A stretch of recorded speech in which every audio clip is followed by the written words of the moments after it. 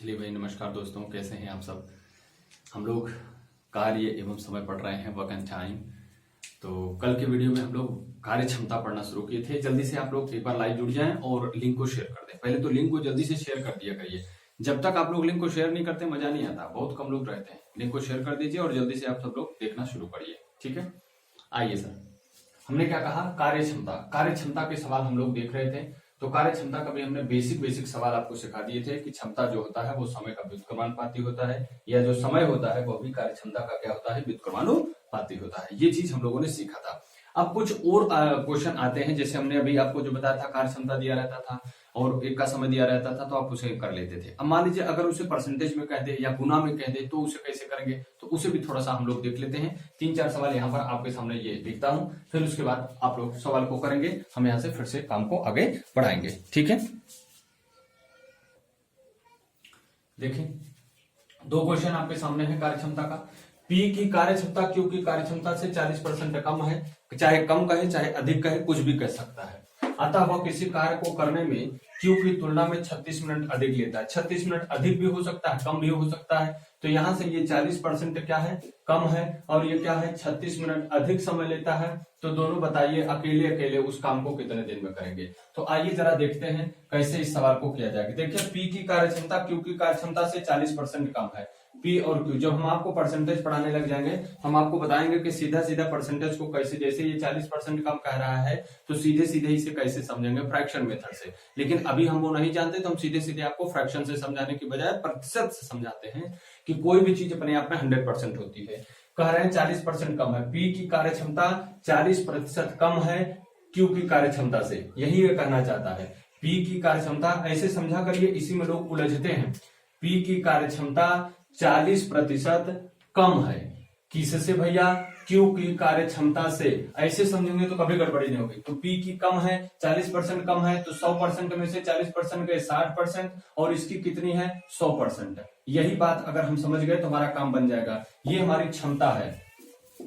तो पी की कार्य क्षमता अगर 60% है तो इसकी 100% है, और इसे अगर हम कटा देंगे तो ये हमारा आ जाएगा 2 तिहाई 6 और 2 पंचे 10। तो दोनों की क्षमता में जो अनुपात आया, वो क्या आया, 3:5।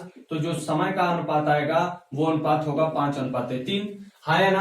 अब कह रहे हैं 36 मिनट कम समय लेता है। 36 मिनट कम या 36 मिनट ज्यादा का मतलब ये है कि दोनों के बीच का जो अंतर है मेरे बाबूजी, वो क्या है, 36 मिनट है। तो दोनों के बीच का अंतर मतलब difference between 5 and 3 is equal to what, तो आप कहेंगे 2 यूनिट। सर 2 यूनिट बराबर है कितने के, 36 मिनट के। 2 यूनिट बराबर है कितने के भैया, 36 मिनट्स के। अगर 2 यूनिट 36 मिनट के बराबर है तो आपसे कह रहे हैं प्रत्येक अकेले अकेले उस काम को कितने दिन में करेंगे। तो 5 यूनिट और 3 यूनिट की वैल्यू आपको निकालनी है। तो 2 यूनिट बराबर इतना है, तो 1 यूनिट बराबर 18 मिनट हो जाएगा, है ना। 18 मिनट हो जाएंगे।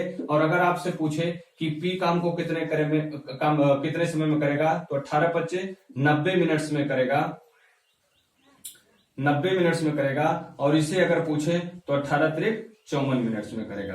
तो ये दोनों अलग अलग कितने दिन में करेंगे, 54 मिनट्स में करेंगे। अब जरा दोनों को देखिए, क्या 36 मिनट का अंतर आ रहा है क्या, तो 54 में अगर 6 जोड़ेंगे तो 60, 30, 90, दोनों के बीच में 36 मिनट का अंतर भी आ रहा है। तो ये सवाल कैसे किया हमने, एक बार मैं फिर से बोलता हूं। 40% कम कहे या ज्यादा कहे, आप इस तरीके से प्रतिशत बना करके क्षमता निकाल लीजिए। समय इसका जस्ट अपोजिट होगा, और इन दोनों के बीच का, चाहे कहे कि दोनों बी क्यू से कम समय लेता है या ज्यादा समय लेता है, इसका मतलब क्या है, अंतर है। तो इसका डिफरेंस अगर निकालेंगे, 5 में से 3 का डिफरेंस क्या, 2 यूनिट। 2 यूनिट की वैल्यू है 36 मिनट, 1 यूनिट की वैल्यू आ गई 18 मिनट, और 18 ये 5 यूनिट है तो 90 मिनट, और ये 3 यूनिट है तो 54। ठीक है, एक तो ये क्वेश्चन हो गया आपका। दूसरे क्वेश्चन में देखिए क्या लिखा गया है। दूसरे क्वेश्चन में क्या लिखा गया है, जरा पढ़ें और आप क्वेश्चन को कीजिए। दूसरे में लिखा गया है, ए की कार्य क्षमता बी की कार्य क्षमता की 3 गुनी है। ए की कार्य क्षमता बी की कार्य क्षमता की 3 गुनी है। इसका मतलब ये ए है, ये बी है। अगर इसकी कार्य क्षमता 3 गुनी है इससे, तो इसका अगर 1 होगा तो इसका कितना होगा, 3 होगा। ये क्षमता पता चल गई। अब अगर मैं आपसे समय पूछूं तो आप कहेंगे सर समय इसका जस्ट अपोजिट होगा, तो 1 और 3 समय हो गया। अब कह रहे हैं वह किसी काम को करने में 20 से 20 दिन कम समय लेता है। हमने कहा कम कहे या ज्यादा कहे, इससे हमसे मतलब नहीं है। इन दोनों के बीच का डिफरेंस हमको पता हो गया। दोनों के बीच का डिफरेंस कितना है, 2 यूनिट है। और ये 2 यूनिट कितने कितने दिन के बराबर है, 20 दिन के बराबर है। कितने दिन के बराबर है, 20 दिन के बराबर है। तो 1 यूनिट कितने दिन के बराबर होगा, आप कहोगे सर 10 दिन के बराबर होगा। तो अब आपसे पूछ रहे हैं दोनों अकेले अकेले उस काम को कितने दिन में करेंगे, तो ये कितने दिन में करेगा, 10 एक्का 10 दिन में करेगा। और ये कितने दिन में करेगा, तो 10 तिहाई 30 दिन में करेगा। सवाल खत्म है ना। कोई दिक्कत की बात इसमें बताइए जरा। ये दोनों सवाल समझ में आया क्या। अब एक सवाल ऐसे भी आ सकता है इसमें कि उसकी कार्यक्षमता उसकी कार्यक्षमता की 1/3 है। अगर जैसे ही 1/3 के जैसे इसमें 3 गुना है, तो मैं इसी चीज को ये भी कह सकता हूं कि बी की कार्यक्षमता ए की कार्यक्षमता की 1/3 गुना है। तो अगर इसमें ऐसे सवाल, जैसे मैं एक सवाल आपको बना करके लिख देता हूं, एक सवाल मैं आपके लिए लिख देता हूं।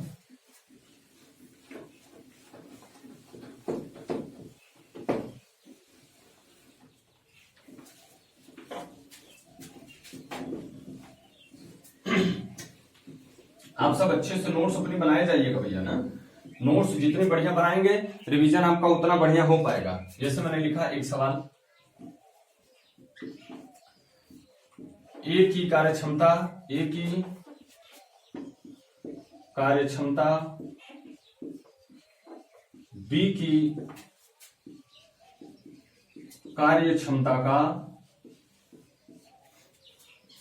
कार्यक्षमता का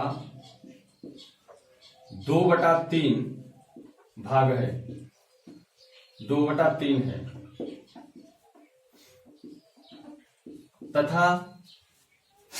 तथा दोनों के बीच किसी कार्य को करने में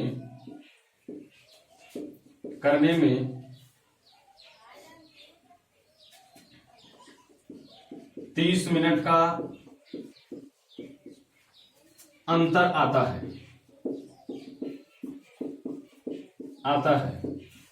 तो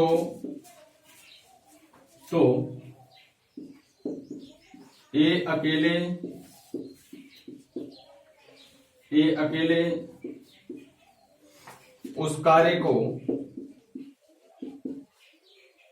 अकेले उस कार्य को कितनी देर में करेगा। ऐसे भी सवाल आते हैं, ठीक है। तो ऐसे सवाल आ जाए तब भी बड़ा सरल है। अब इसी को अगर मैं 2/3 कह देता तो भी आपको कोई घबराने की बात नहीं है। देखिए एक अभी आपको बताता हूं कि कैसे लगाएंगे, फिर उसके बाद कैसे बिना पेपर के लगाएंगे, मन में कैसे लगा लेंगे उसे आपको बताऊंगा। देखिए कह रहे हैं ए की कार्यक्षमता बी की कार्यक्षमता का कह रहे हैं 2/3 है। देखिए ए की कार्यक्षमता बी की कार्यक्षमता का 2/3 है, यही तो कह रहा है 2/3 है, यही हमको निकालना है। तो अगर इसे मैं इस साइड कर दूं तो क्या ए बाई बी बराबर 2/3 हो जाएगा। इसका मतलब ए का 2 और बी का क्या हो जाएगा 3।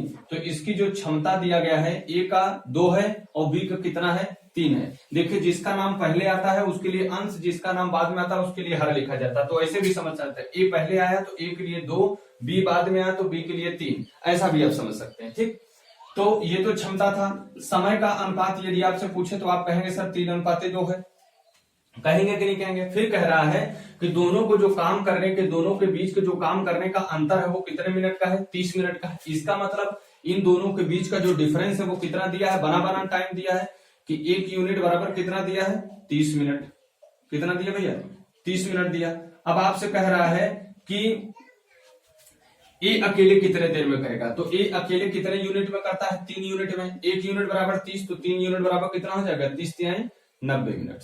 तो ऐसे भी सवाल को आप लगा सकते हैं, ठीक है। अब देखिए ये तो आप ऐसे लगा लिए। अगर आपको डायरेक्ट लगाना है बिना किसी तरीके के, बिना किसी मेथड के, जल्दी से आपको कैसे करना है तो आप सीधे करिए। जैसे ये 2/3 है, ये क्षमता है कि नहीं। तो अगर इसी को उल्टा करेंगे तो क्या होगा, समय होगा। तो अगर हम इसके समय को देखें तो समय इसका जो होगा वो 3/2 होगा। दोनों के बीच का अंतर कितना है 1 यूनिट, और 1 यूनिट की वैल्यू कितना दिया है आपको 30 मिनट दिया है ना, 30 मिनट दिया है। तो आप मुझे बताओ कि 30×3 90 मिनट किसका होगा, ए का होगा। 90 मिनट किसका होगा, ए का होगा, और 30 दूना 60 मिनट किसका होगा, बी का होगा। तो डायरेक्ट भी आप यहां से कर सकते हो मन में सवाल, ठीक है। जैसे आपको यहां पर दिया है, क्षमता दिया है, उसका समय में बदलना है, जस्ट अपोजिट कर दीजिए। अंश और हर के बीच का अंतर ही दोनों के काम का डिफरेंस होता है, कम या ज्यादा होता है, तुरंत निकाल करके आप यहां से कर सकते हैं। जैसे मैंने अभी आपसे कहा था 40% कम है, तो आप इसी को ऐसे किए थे ना 60/100, तो इसे ऐसे करने की जरूरत नहीं थी। 40% अगर निकालते तो ये हो जाता है 2/5, होता है कि नहीं। तो इसे 2/5 को हम 5/2 निकाल देंगे, समय हो जाएगा, दोनों बीच का अंतर कितना, 3। अब इसी यूनिट को आप बराबर करके डायरेक्ट लगा सकते हैं। तो जब आपको परसेंट में पढ़ा दूंगा, परसेंटेज पढ़ा दूंगा, तो वहां पर जब आपको फ्रैक्शन के बारे में बता दूंगा तो ये काम आपका और सरल हो जाएगा, और चुटकियों में ये सब सवाल लगने लग जाएंगे, ठीक है। आइए कुछ और क्वेश्चन को देखते हैं, और क्वेश्चन को देखते हैं, इस पर आधारित कुछ और क्वेश्चन देखते हैं। सब कुछ क्लियर है ना, ठीक है। देखो भाई, ये 2 क्वेश्चन आपके सामने और लिखे हुए हैं। 2 लड़कियों की कार्य क्षमता का अनुपात 2:3 है, दोनों मिलकर काम को 60 दिनों में पूरा कर देती हैं, तो अकेले काम को कितने दिन में पूरा करेंगे। ये एक सवाल ये आपके सामने है, जरा देखें, बहुत बढ़िया सवाल है। 2 लड़कियों की कार्य क्षमता का अनुपात कितना है, 2:3 है। तो अगर इनके क्षमता का अनुपात 2:3 दिया है, 2:3 जो है ये इनकी क्षमता का अनुपात है, क्षमता जो है वो क्या है, 2:3 है। इसका मतलब ये एक दिन में 2 काम करते हैं और एक दिन में ये 3 काम करती है। तो अगर ये एक दिन में दोनों का काम देखें तो एक दिन में दोनों मिलकर के कितना काम करेंगे, 5 यूनिट काम करेंगे। और कह रहे हैं दोनों मिलकर के काम को कितने दिनों में समाप्त कर देते हैं भाई, 60 दिनों में समाप्त कर देते हैं। इसका मतलब कुल काम अगर हमको पता करना हो तो कुल काम कितना होगा, 300 काम होगा, 300 यूनिट काम होगा। अब कह रहे हैं कि दोनों अकेले अकेले में कितने काम करते हैं भाई, ये एक दिन में 2 काम करती है, तो 300 काम करना है, तो कितना होगा 300/2। मतलब ये अकेले कितने दिन में करेंगे, 150 दिनों में कर देंगे। और ये अकेले करेंगे तो कितना करेंगे भैया, 300/3 कर देंगे, तो कितना हो जाएगा, 100 दिनों में। तो अकेले अकेले कितने दिनों में करेंगे, 150 और 100 दिन में काम को कर लेंगे, ठीक है। चलो भाई दूसरे नंबर वाले क्वेश्चन को देखो जरा, दूसरे वाले क्वेश्चन को देखिए, बड़ा सरल सरल क्वेश्चन होते हैं इसमें। अब आपको इसमें कोई भी नहीं फंसा सकता। देखो दूसरा वाला क्वेश्चन थोड़ा अलग कह रहा है, बी के 1/6 में ए बी की तुलना में आधा काम करता है। मतलब ए बी की तुलना में आधा काम करता है, मतलब ये अगर एक काम करता है तो ये 2 काम करता है, हाँ या ना, अरे बोलो हाँ या ना। तो ये एक काम करता है, ये 2 काम करता है। मतलब अगर हम यहां से बी और ए का काम देखने लग जाए तो ये बी और ए का काम जो हो जाएगा वो कितना हो जाएगा, जरा देखना। तो बी और ए का काम हो जाए तो 1 और 6 हो जाएगा। ये आधा काम करता है, इसका अगर दोनों काम कराएंगे तो पूरा काम ये हो जाएगा। तो ये 2 का 2, 2 3 6, मतलब ये दोनों मिलकर के एक दिन में 4 काम करेंगे। 10 दिन में काम खत्म होता है तो कितना काम खत्म होगा भैया, 40 यूनिट। ये पूरा काम है हमारा। अब कह रहे हैं कि बताओ जरा बी कितने दिन में काम को कर देगा अकेले। तो बी का एक दिन का काम कितना हुआ, 1 यूनिट का काम करता है, कितने दिन में करेगा, बी अकेले कितने दिन में करेगा, तो 40 यूनिट पूरा काम है, एक दिन में करता है, तो कितने दिन लगेंगे भैया, 40 दिन। ठीक है, सरल है ना, बिल्कुल इजी क्वेश्चन है, एकदम आराम से आप इसे कर सकते हो। अब देखिए एक सवाल आता है हमारी इसी कार्य क्षमता पर ही रिलेवेंट क्वेश्चन आता है, मजदूरी पर आधारित। किस पर आता है, मजदूरी पर आधारित। तो याद रखिए किसी भी व्यक्ति को जो मजदूरी दी जाती है वो उसके कार्य करने की क्षमता के आधार पर दी जाती है। फिर से बोल रहा हूं मैं इसी बात को कि जो किसी भी व्यक्ति को मजदूरी या पारिश्रमिक या पेमेंट दिया जाता है वो उसके कार्य करने की क्षमता पर आधारित होता है, उसकी क्षमता के आधार पर दिया जाता है। कौन व्यक्ति कितना अधिक काम कर रहा है, कितनी उसकी अधिक क्षमता है, उसे अधिक पेमेंट मिलेगा। जिसकी क्षमता कम है उसको पेमेंट क्या मिलेगा, कम मिलेगा। तो याद रखिए इस बात को मैं नोट में लिख देता हूं। अब क्वेश्चन टाइप आपका रहेगा 19, है ना, मजदूरी पर आधारित, मजदूरी पर आधारित सवाल।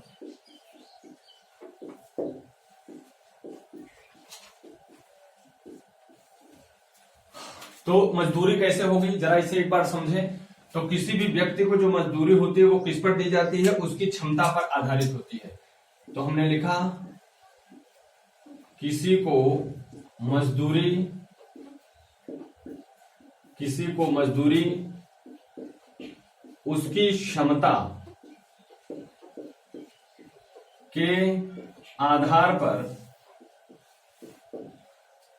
पर दी जाती है। उसकी क्षमता के आधार पर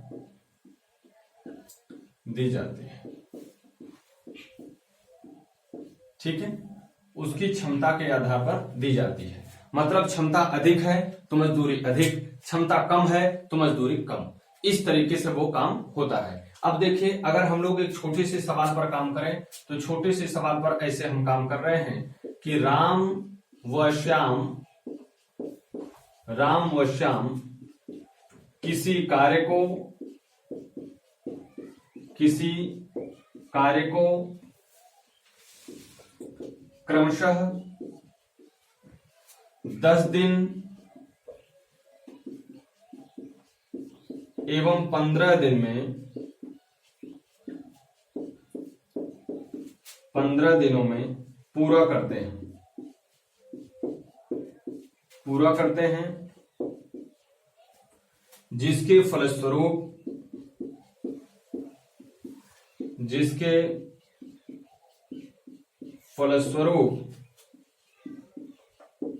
उन्हें 5,000 रुपए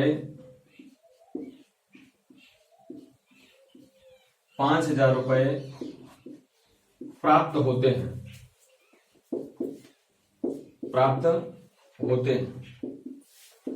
तो बताइए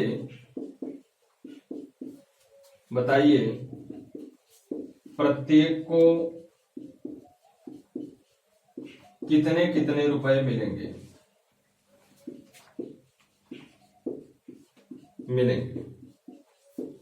ठीक है, यही क्वेश्चन है आपके लिए।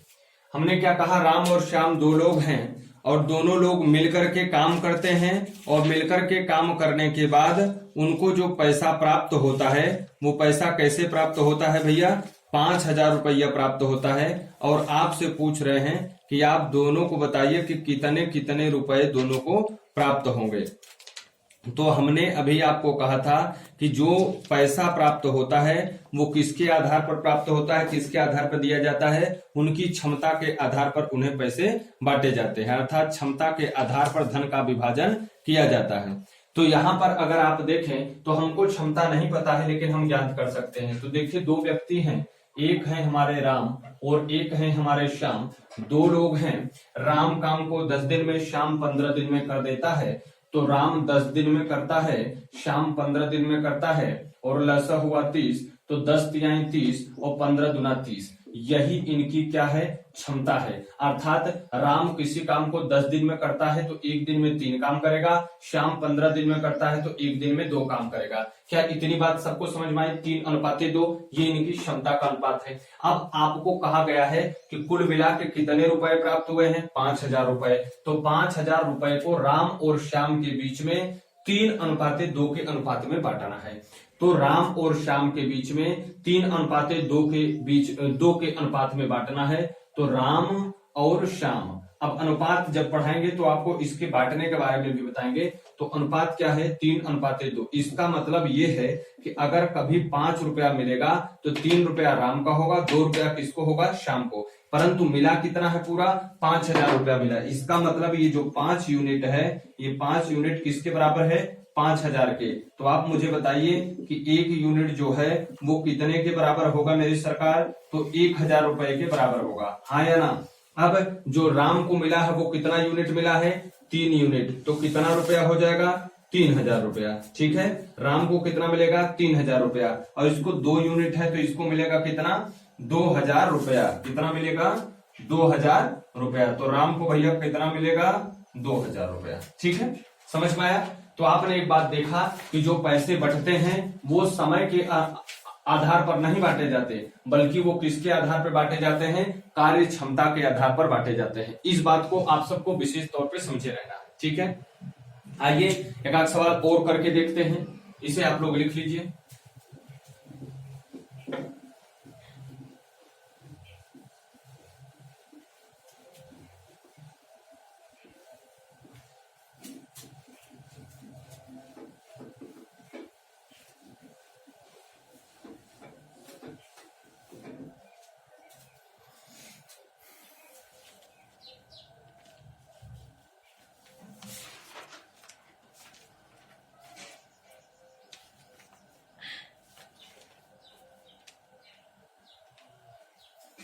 देखिए सवाल आपके सामने लिख रहा हूं। पी व क्यू मिलकर किसी गड्ढे को क्रमशः 24 दिन एवं 60 दिनों में खोद सकते हैं। 24 दिन एवं 60 दिन में खोद सकते हैं, जिसके लिए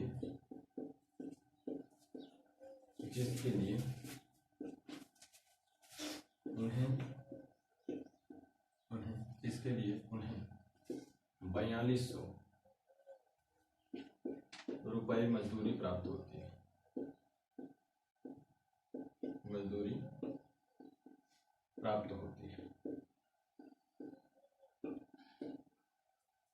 तो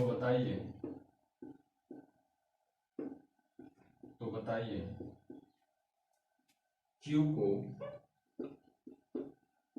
कितने रुपए प्राप्त होंगे?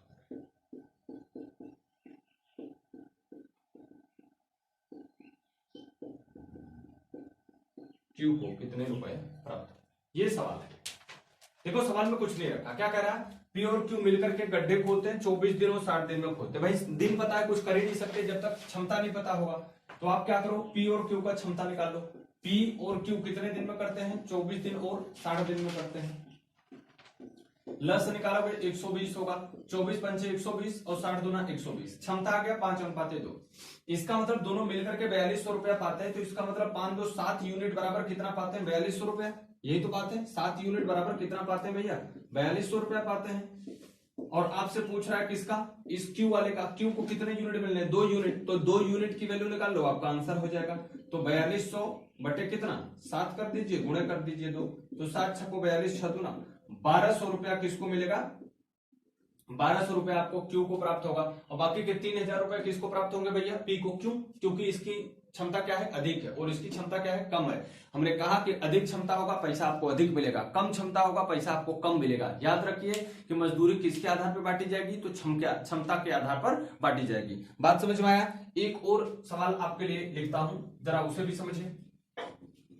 अब देखिए इसमें अगर 2 दिन 4 दिन 5 दिन आता है तो उसे दिन के आधार पर बांट दिया जाता है। ठीक है, दिन के आधार पर क्या किया जाता है, बांट दिया जाता है। उसमें दिन का भाग देंगे तो पर डे कितनी दैनिक मजदूरी क्या होगी। अच्छा एक सवाल दैनिक मजदूरी की बता देते हैं आपको, जरा देख लीजिएगा।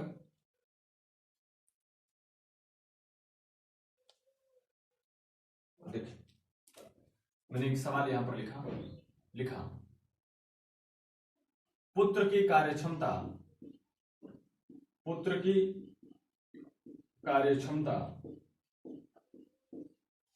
पिता की कार्यक्षमता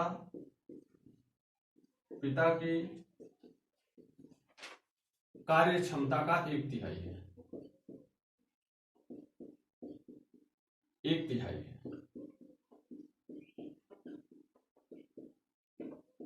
ठीक है, पुत्र की कार्यक्षमता पिता की कार्यक्षमता का 1/3 है। 1/3 है। दोनों मिलकर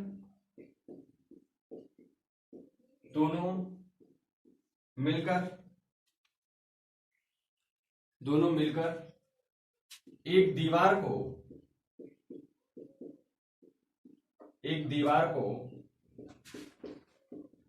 5 दिनों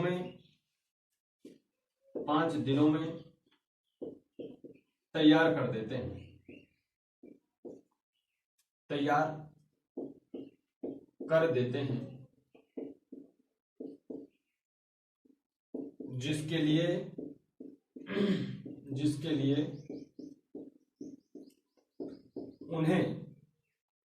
जिसके लिए उन्हें 8,000 रुपया प्राप्त होता।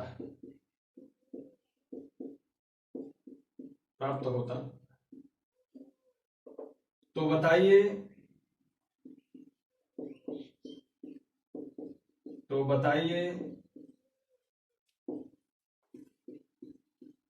पुत्र की दैनिक मजदूरी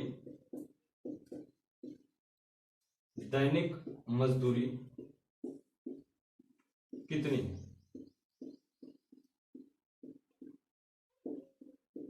दैनिक मजदूरी कितनी? दैनिक मतलब प्रत्येक दिन की। अब देखिए जरा सवाल में क्या कहा गया है। कह रहे हैं पुत्र और पिता दो लोग हैं। जो पुत्र की कार्यक्षमता है वो पिता की कार्यक्षमता की 1/3 है। इसका मतलब बोले तो अगर ये पिताजी 3 काम करते हैं तो ये कितना काम करेगा? 1 ही काम करेगा, 1/3 है।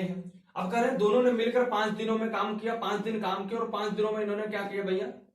8,000 रुपए प्राप्त किए सरकार, 8,000 रुपए प्राप्त किए। इसका मतलब बोले तो इन दोनों की यूनिट का जो सम है, ये 3 और 1 कितना? 4, ये 4 यूनिट बराबर इन्होंने जो पाए हैं वो कितने पाए हैं भैया? 8,000 रुपए पाए हैं, हाँ या ना? 4 यूनिट बराबर कितना पाए हैं? 8,000 रुपए। अब आप मुझे बताओ कि 1 यूनिट की वैल्यू अगर मैं निकाल लूं तो मेरा काम आसान हो जाएगा। आप बोलोगे हाँ सर, तो 1 यूनिट की वैल्यू निकालोगे तो 4 दूना कितना? 8, 2,000 रुपए आ जाएंगे, हाँ या ना? अब आप बताओ कि अगर बेटे को मैं पूछूं कुल कितना पैसा मिला था, तो आप कहोगे कि 2,000 रुपए मिले थे। 2,000 रुपए कितने किसको मिले थे? बेटे को मिले थे। अगर मैं पूछूं बाबूजी को कितने मिले थे, तो आप कहोगे 2/3 कितने? 6,000 रुपए किसको मिले थे? बाबूजी को मिले थे। ठीक है, लेकिन ये पूछा ही नहीं सवाल में। सवाल में क्या पूछा कि पुत्र की दैनिक मजदूरी कितनी है?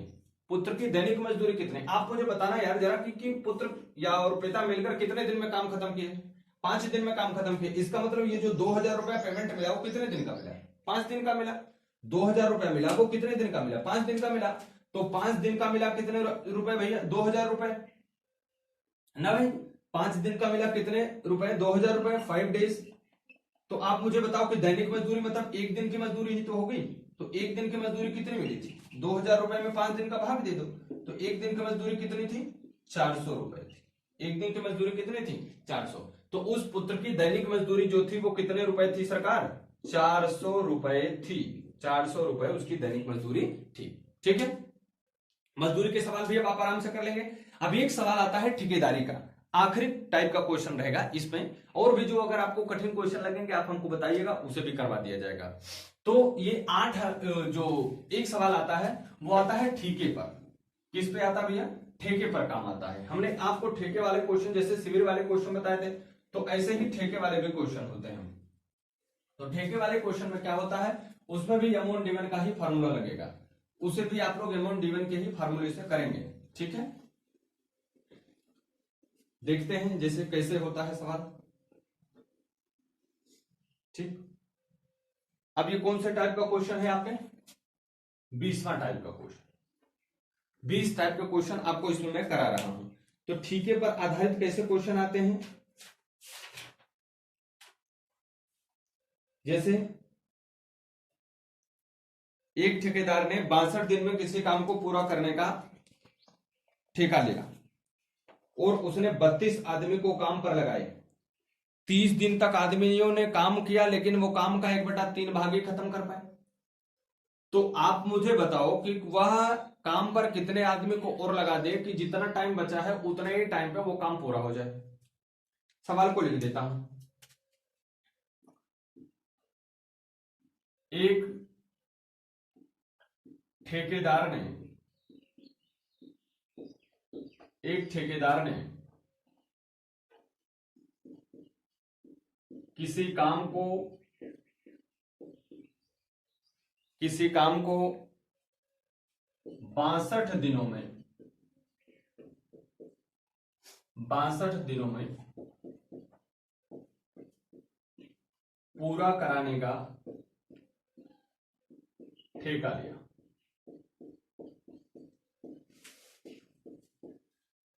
उसने 32 आदमियों को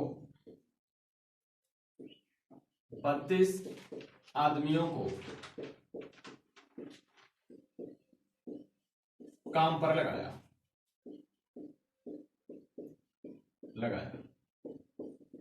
और 30 दिन बाद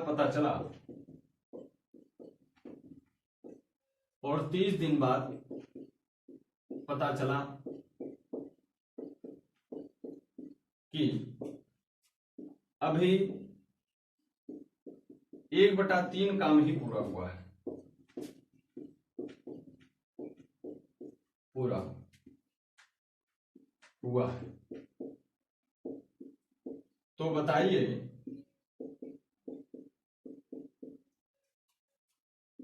इस काम को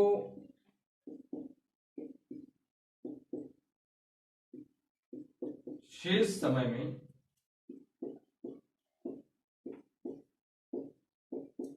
पूरा करने के लिए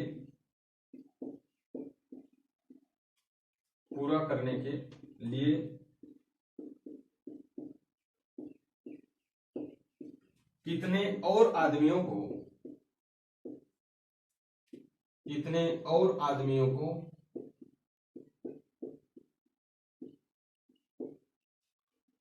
काम पर लगाना चाहिए।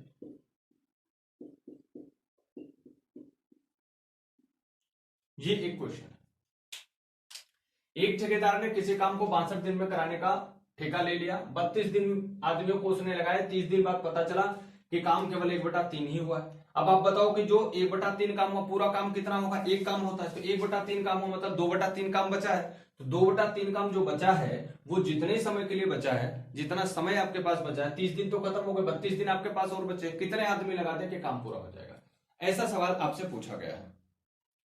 तो देखिए बड़े सरल सवाल होते हैं, आपको एक ही चीज फॉलो करना है। क्या?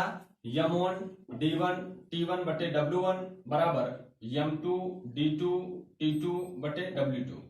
यही आपको फॉलो करना है, फॉर्मूला हमेशा याद रखिए। देखिए कुल हमारे पास जो समय है, कोई दिक्कत है क्या सर? कुल जो हमारे पास समय है वो कितने दिन का समय है? 62 दिन का समय है।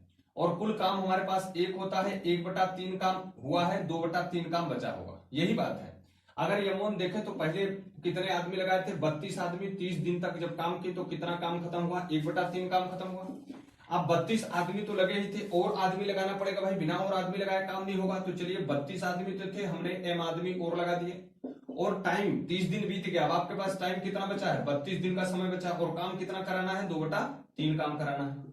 ठीक है, ये हमने 3 को 3 से कटा दिया। इसे अगर कटाएंगे तो 16 दूना 32, और ये 16 दूना 32, 30 दूना 60, 60 बराबर हो जाएगा 32 प्लस यम। सही है। और यही यम की वैल्यू निकालनी है, तो इस 32 को इस साइड भेज दीजिए, तो ये हो जाएगा 60 - 32 इज इक्वल टू कितना? m। और 10 में से 2 गए कितना? 8। यहाँ पर कितना बचा भैया? 5 में से 3 गए 2। इसका मतलब आपको कितने आदमी और लगा देने चाहिए? 28 आदमी अगर आप और लगा देंगे तो काम आपका नियत समय पे, अर्थात 62 दिन में ही जो समय आपने मांगा था, जितने समय के लिए आपने ठेका लिया था, उतने समय में वो काम क्या हो जाएगा? समाप्त हो जाएगा। ठीक है, ये बात आपको समझ में आई क्या? तो अगर ये बात समझ में आ गई तो एक बार आप इसे कॉपी कर लीजिए, एक बार इस बात को आप कॉपी कर लीजिए जल्दी से।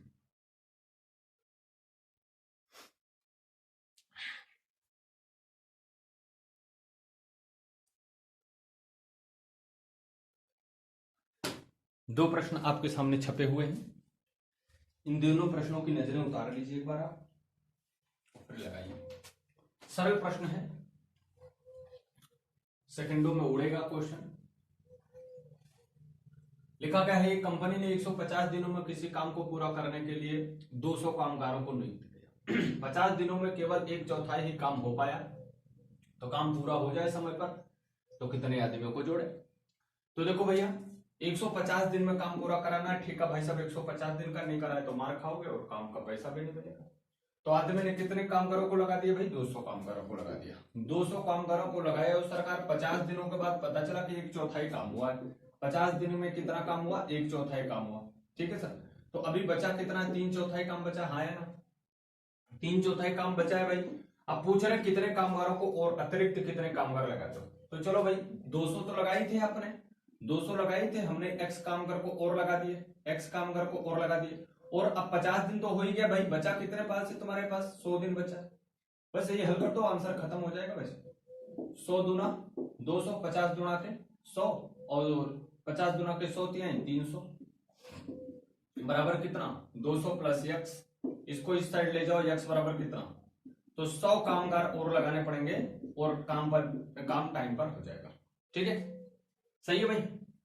तो 100 काम कर यहां पर लगा दोगे तो काम टाइम पे पूरा हो जाएगा। अब देखो जरा दूसरे वाले क्वेश्चन में क्या कर रहा है भाई, दोनों चीजें हो सकती है।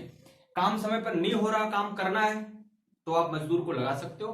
काम समय से पहले ही होने वाला है फिर भी मुझे काम टाइम पर ही करना है, तो आप मजदूर को निकाल सकते हो। दोनों काम आप यहाँ पर कर सकते हो, मजदूर को लगा भी सकते हो, मजदूर को निकाल भी सकते हो, दोनों काम आप कर सकते हो यहाँ पर। तो क्या कर रहे हैं, दूसरे वाले क्वेश्चन में कह रहा है मजदूर को निकालने वाला है। दूसरे वाले में बच्चे क्या कर रहा है, मजदूर को वो निकालना चाहता है। चलो भैया, मजदूर को अगर निकालना चाहता है तो कैसे निकालोगे, जरा बताओ मुझे। काम अगर जल्दी से खत्म होने वाला रहेगा और आपको काम टाइम पे ही करना है तभी तो निकालोगे ना मजदूर को।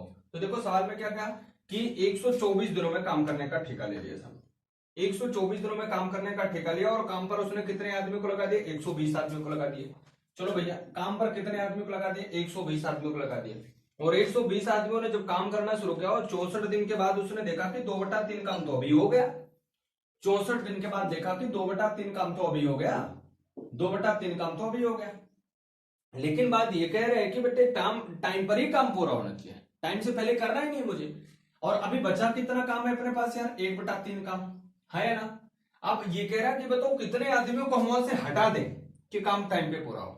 तो देखो जहां पर तुम जोड़ते थे वहां से घटा देना। 120 आदमी लगाए थे भाई, हमने क्या किया, x आदमी को हमने निकाल दिया तो काम टाइम पर पूरा हो। मतलब ये 64 दिन तो इधर खत्म हो गए, अभी कितने दिन आपके पास बचे, 60 दिन और बचे, इतने में ये काम पूरा हो जाना चाहिए। तो x की वैल्यू निकालोगे, आंसर आ जाएगा। इसे करोगे तो ये हो जाएगा 60 और ये 60 इस 60 से कट जाएगा। यहां पे बचा 64 बराबर 120 माइनस x, और इसको इस साइड ले आओ और इसको इस साइड ले जाओ तो x की वैल्यू आएगी 120 माइनस 64 और इसको करोगे तो आंसर आएगा 56। तो कितने को हटाने पड़ेंगे, कितने कामगार को, आप 56 कामगार को हटा दो, आंसर आ जाएगा। ठीक है, तो ये सवाल भी आप लगा लीजिए। देखिए इसमें अगर कोई किसी को प्रॉब्लम आ रही है तो आप मुझे बोलो। ठीक है, इसमें अगर किसी को कोई प्रॉब्लम आ रही है तो आप मुझे बोलिए।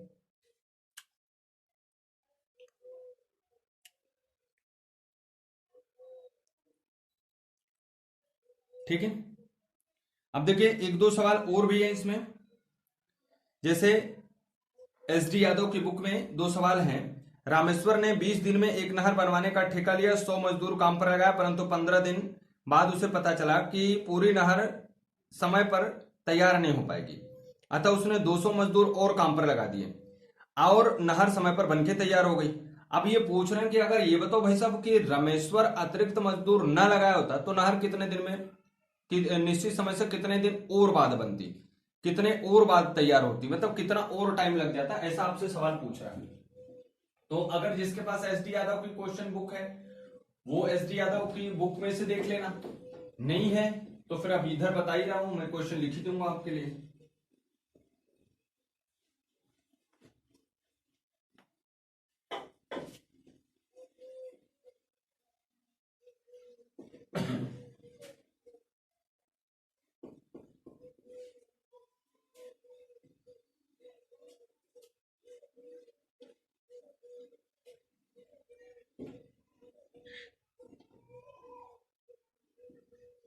मैं क्वेश्चन लिख देता हूं तब तक। रामेश्वर ने 20 दिन में एक नहर बनवाने का ठेका लिया। रामेश्वर ने 20 दिन में एक नहर बनवाने का ठेका लिया। चलिए आपके सामने क्वेश्चन लिखा गया है। रामेश्वर ने 20 दिन में एक नहर बनवाने का ठेका लिया। 20 दिन में नहर बनवाने का ठेका लिया। उसने 100 आदमी काम पर लगा दिए, लेकिन 15 दिन बाद पता चला कि वो काम जो था वो समय पर पूरा नहीं हो पाएगा। तो वो बंदे ने क्या किया कि 200 मजदूर काम पर और लगा दिए और टाइम पे बनके तैयार हो। लेकिन जब टाइम पे बनके तैयार होगा तो ठीक है, तो फिर सवाल क्या पूछ रहे हो। लेकिन उसने सवाल पूछा यहां से, अगर रामेश्वर अतिरिक्त मजदूर न लगाया होता तो नहर निश्चित समय के कितने दिनों के बाद बनके तैयार, ये सवाल पूछा। तो देखो बनवाने का जो ठेका लिया बच्चा वो कितने दिन का ठेका लिया, 20 दिन का ठेका लिया। और इस 20 दिन को आप दो भागों में बांट दो, एक 15 दिन में और एक 5 दिन में। काहे बांट रहे हो ऐसा कि 15 दिन उसने 100 मजदूर से काम करा दिया, अभी बचे अपने पास 5 ही दिन है और उसी 5 दिन में ये काम निपटवाया है। यही काम अपने को बताना। तो जब 15 मजदूर से काम निपटवाया तो बेटा वो 15 मजदूर जो लगे थे वो कितने 15 दिन लगे थे, वो कितने मजदूर लगे थे 100 मजदूर। तो कितना काम खत्म किए थे ये लोग 1500 काम। ये अपने जीवन में कुछ काम नहीं करने वाला। यहाँ पे देखो ये जो 5 दिन बचा उसने क्या किया कि 200 मजदूर और लगा दिए। तो 100 तो पहले थे, 200 मजदूर और लगा दिए, 100 मजदूर पहले थे, 200 मजदूर और लगा दिए, और 5 दिन तक यही 5 दिन बचा था अपने पास, 5 दिन काम के काम पूरा हो गया। तो कितना काम किए ये लोग 3 बचे 1500 काम। 200 मजदूर और लगा दिए, पूरे मिलाकर 300 और मिलाकर के काम कितना हुआ भाई साहब 1500 काम। सही है। लेकिन सवाल में इसने ये पूछा कि अगर ये अतिरिक्त मजदूर नहीं लगाया होता, अगर ये अतिरिक्त मजदूर नहीं लगा होता, इसका मतलब अतिरिक्त ये जो 200 लगाया वो 200 ना लगाया होता तो काम कितने दिन में होता। तो 200 ना लगाया होते तो ये 100 लोग ही तो काम को करते। 100 लोग कितने काम को करते भैया 1500 काम को करते। 100 लोग काम को करते कितने काम को 1500, तो कितने दिन लग जाते 15 दिन लग जाते। लेकिन अपने पास था कितना भैया 5 दिन, 5 ही दिन तो अपने पास था। तो 5 दिन अपने पास था और 15 दिन लगता तो कितने अधिक दिन लगे 10 दिन अधिक लग जाते। कितने दिन अधिक लग जाते 10 दिन अधिक लग जाते। तो काम कितने दिन बाद खत्म होता निश्चित समय से 10 दिन बाद, निश्चित समय के 10 दिन बाद काम होकर के तैयार होता। ठीक है। एक तो आप ऐसे लगा सकते हो, एक मेथड में आपको और बताता हूं। देखो एक तरीका और बताता हूं आपको कैसे लगा सकते हो एक तरीके से और। देखो जैसे जब इन्होंने काम को करवाया, इन्होंने काम को करवाया तो बेटा ये जो 100 मजदूर लगाए थे वो 15 दिन के लिए लगाए थे, तो 1500 काम करके निपटा दिए। ये तो अपने जीवन में काम नहीं आने वाला। फिर कह रहे हैं कि 200 मजदूर और लगा दिए। इन्होंने क्या किया 200 मजदूर और लगा दिए, तो 100 तो थे ही थे, 200 और लगा दिए मेरे भैया 300 आदमी हो गए। 300 आदमी काम कितने दिन में करते हैं है 5 दिन में। लेकिन अगर मजदूर ना लगाए होते तो 100 ही रहते ना, 100 ही रहते तो काम कितने दिन में होता मान लो 1 दिन में होता। तो 100 तिहाई और 5 तिहाई 15, तो काम कितने दिन में खत्म होता 15 दिन में। लेकिन अपने पास टाइम कितना था 5 दिन, तो शेष समय ज्यादा समय कितना लगता अतिरिक्त समय कितना लगता, अतिरिक्त समय कितना लगता, तो अतिरिक्त समय लगता 15 माइनस 5। 5 दिन अपने पास थे लेकिन 10 दिन और लगा, तो आंसर कितना आया 10। ठीक है। तो आप इन दोनों तरीकों से लगा सकते हो सवाल को। तो ये हम लोगों ने अभी तक जो पढ़ा भैया वो वर्क एंड टाइम के मैंने पूरे ईमानदार प्रयास किया कि हर एक टाइप को हर एक क्वेश्चन को आपको कराने का जो भी कॉन्सेप्ट था ये आपका कॉन्सेप्ट पूरा हो गया। आज जितने भी कॉन्सेप्ट पे सवाल बनते थे वो पूरे कॉन्सेप्ट पे हमने सवाल लगा दिया। कल की क्लास से हम लोग जो करेंगे वो प्रैक्टिस सेट सॉल्व करेंगे। कल की क्लास से हम जो सॉल्व करेंगे वो क्या सॉल्व करेंगे प्रैक्टिस सेट सॉल्व करेंगे। ठीक है। तो प्रैक्टिस सेट आपको मिलेगी कहां से, तो प्रैक्टिस सेट आपको मेरे टेलीग्राम चैनल पे जाइए, वहां पर आपको एक लिंक मिल जाएगी, वहां से आप उस पीडीएफ को डाउनलोड कर लीजिए। टेलीग्राम चैनल हमारा क्या है आशीष पांडे ट्यूटोरियल। जो आपका चैनल है वही आपका टेलीग्राम भी है। तो आशीष पांडे ट्यूटोरियल्स पे जाइए, work and time, work and time की प्रैक्टिस सेट आज मैं कोशिश करूंगा उसे अपलोड करवा दूं। वर्क एंड टाइम की प्रैक्टिस सेट वहां पर आपको मिल जाएगी, और एक ही प्रैक्टिस सेट अभी आपको मिल रही है, और भी प्रैक्टिस सेट जैसे ही हमारी टीम तैयार कर लेगी आपको और भी प्रैक्टिस सेट वहां पर अपलोड करा दिया जाएगा। तो आई होप कि आप सबको वर्क एंड टाइम से जो डर लगता होगा, जो प्रॉब्लम थी, अब वो प्रॉब्लम नहीं होगी और आप लोग अच्छे से कर लिए होंगे। तो कैसा लगा आप सबको हमारा ये वर्क एंड टाइम का सेशन, आप उसे बताइए। अभी तक ये जो भी क्लासेस हमने आपको दी, ये यहां तक की क्लासेस आपको यूट्यूब पर भी चल रही हैं, फ्री में भी चल रही हैं, लेकिन अब के बाद से जो चैप्टर होंगे उन सब का वो उन्हीं बच्चों के पास लिंक जाएगा जो बच्चे पेड कोर्स खरीद चुके हैं। तो ये मेरे प्यारे बच्चों जो अभी था ये पेड कोर्स फ्री में भी आप सबको मिल रहा था, तो आप इसे फ्री में भी पढ़ लिए होंगे, पूरी कोर्स आपको फ्री में भी मिल गया। लेकिन अब इसके बाद से जैसे जो प्रैक्टिस सेट है यहां से आपको जो कोर्स होंगे वो सभी कोर्स आपको पेड वाला ही मिलेगा। तो पेड वाले अगर अभी भी आप चाहते हैं कि कोर्स परचेज करना चाहते हैं तो आप एंट्री लिख करके, एंट्री मैथ्स लिख करके आप 7348505040 पर आप व्हाट्सएप कर दीजिए, और उसके बाद अपना पेमेंट चाहे जीपे से, चाहे फोन पे से, चाहे भीम ऐप से, किसी भी तरीके से, या अकाउंट में सीधे भेज सकते हैं और आप इसके आगे के पूरे कोर्स आराम से पढ़ सकते हैं। ठीक है मेरे भैया, तो आज का ये इंफॉर्मेशन आप इसे ध्यान रखिएगा और इसे आप लोग अधिक से अधिक लोगों के बीच में भेजिए और अधिक से अधिक कोर्स आप परचेज करिए। बहुत ही बेहतरीन चीज दूंगा। प्रैक्टिस सेट भी आप देखेंगे बहुत हाई लेवल, बहुत मीडियम, लो, एकदम हाई लेवल तक के, मेंस लेवल तक के क्वेश्चन हम लोग कवर कर रहे हैं और आप लोग उसे खरीदेंगे तो मेरी गारंटी है कि उसके बाद आपको प्री मेंस या किसी भी चीज की और कहीं जाकर के तैयारी करने की आवश्यकता नहीं पड़ेगी। चलिए, आप लोग अपना ख्याल रखिए, आप लोग पढ़ाई करते रहिए। मिलते हैं आप सबसे अगले सेशन में, तब तक के लिए थैंक यू, वेरी गुड। आप लोग ऐसे ही लगे रहिए। ठीक है, बाय बाय।